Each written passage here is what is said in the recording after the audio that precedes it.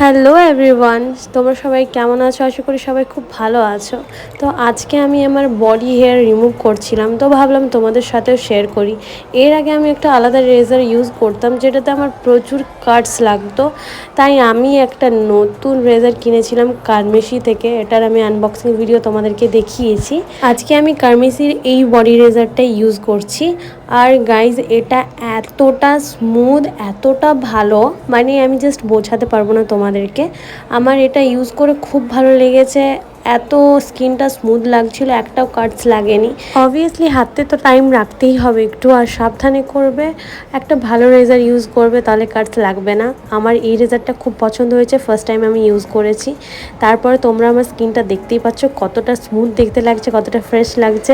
সবচেয়ে ইম্পর্টেন্ট জিনিস হলো লাস্টে একটা বডি লোশন ইউজ করা। তোমরা যদি চাও অ্যালোভেরা জেলও ইউজ করতে পারো। দেখা হচ্ছে নেক্সট ভিডিওতে, বাই।